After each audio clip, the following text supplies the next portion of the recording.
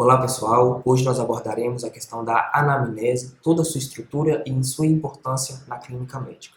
Ela se constitui de uma ferramenta importante ao médico porque trata-se de um momento em que o profissional consegue fazer a associação da apresentação clínica com todos os fatores biopsicossociais apresentados pelo seu paciente e a partir disso alcança-se o coeficiente diagnóstico para cada indivíduo. Quanto à sua organização estrutural, nós temos uma seguinte sequência mais preconizada, digamos. Inicia-se com a identificação, depois temos a queixa principal, posteriormente a história da moléstia atual, depois a história pregressa, aí vemos com a história familiar. Em caso de pacientes mulheres, a gente consta a história gineco-obstétrica, posteriormente, e importantíssimo, o histórico biopsicossocial, e, por fim, uma revisão dos sistemas, um interrogatório sintomatológico. No seu primeiro tópico, nós temos a identificação. Nela abordamos questões gerais, só que muito importantes porque, a partir dela, já podemos ter algumas definições de alguma patologia associada ao paciente. Inicialmente, descrevemos o nome completo, a idade, o sexo, a cor ou etnia dessa pessoa, lembrando que podem ter doenças associadas só esses pontos, por exemplo, a sexo. A gente já tem diferenças em algumas patologias para homens e para mulheres. A cor, pessoas brancas, pessoas negras, tem já uma variação para determinadas doenças. Além disso, constamos ainda da naturalidade, o local onde essa pessoa nasceu, a procedência, o local onde essa pessoa viveu ou visitou em viagem recente, também deve ser constado, grau de escolaridade e também podemos constar aí a questão da religião dessa pessoa. Durante a queixa principal, a nossa abordagem como profissional deve ser da seguinte maneira: uma pergunta mais vaga acerca do que trouxe o paciente até nós. No caso, como eu posso te ajudar? Qual o motivo da sua visita aqui hoje? E durante a anotação do prontuário, é feito, entre aspas, com a própria fala do paciente, nas próprias palavras do paciente.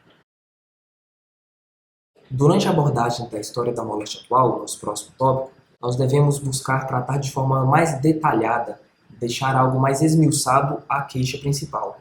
Nesse momento, é interessante ao médico deixar com que o seu paciente fale de maneira espontânea toda a história dos seus sintomas, dos seus sinais, que podem ser pesquisados pelo médico nesse sentido, durante a sua fala, né?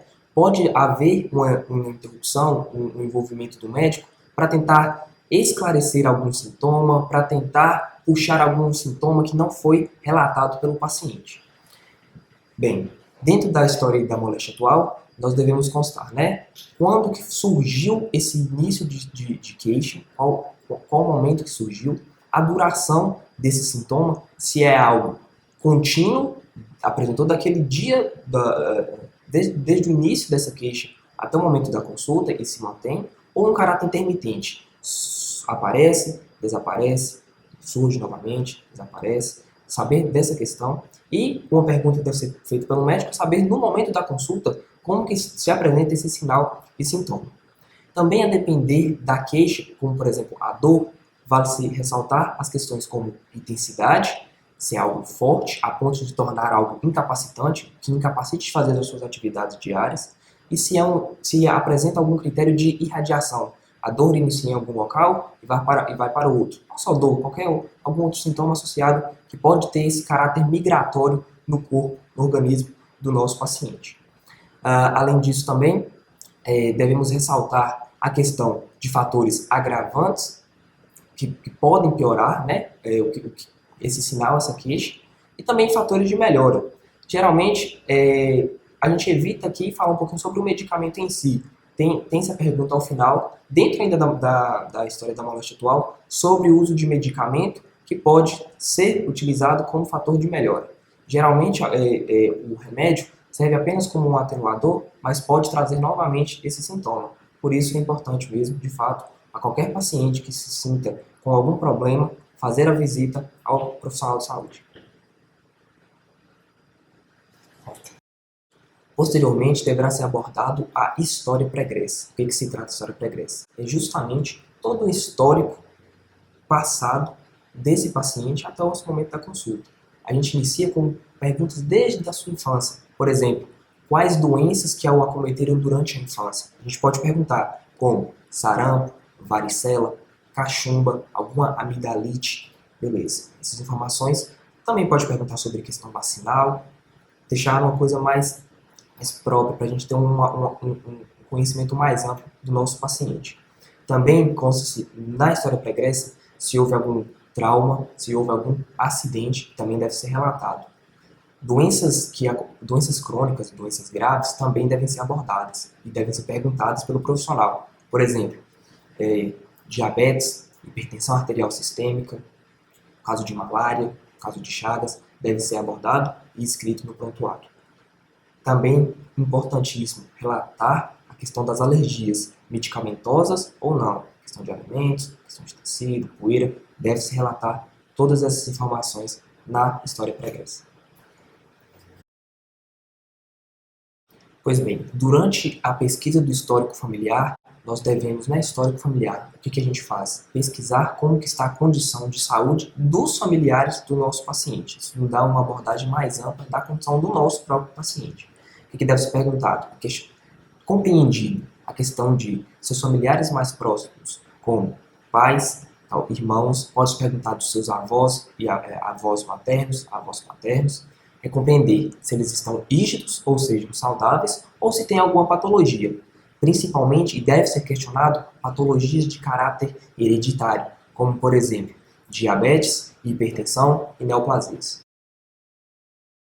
Para as pacientes mulheres, há a questão também de se perguntar sobre o seu histórico gineco-obstétrico. O que a gente deve constar nesse histórico? A questão de gestação, partos e aborto. Dentro desse critério aí, a gente, no caso, da nossa paciente já ter passado por algum parto, é abordar se houve alguma dificuldade, alguma intercorrência durante essa sua gestação. Do mesmo modo, já perguntar, como que se deu o nascimento, se teve alguma complicação, se aconteceu de forma natural, espontânea. Da mesma forma, com o devido cuidado, perguntar sobre a questão do aborto, se foi algo induzido ou se foi algo espontâneo. Também existe o foco no desenvolvimento sexual da nossa paciente. Por exemplo, perguntamos a questão da menarca, a primeira menstruação, a depender da idade já, questiona-se da questão do climatério e da menopausa, momento ali da última menstruação, tudo bem.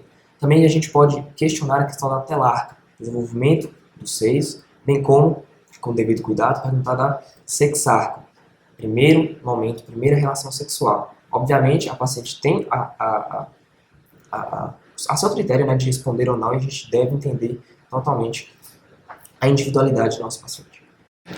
Já se aproximando do final da anamnese, nós entramos numa parte importantíssima que se trata do próprio histórico biopsicossocial do nosso paciente.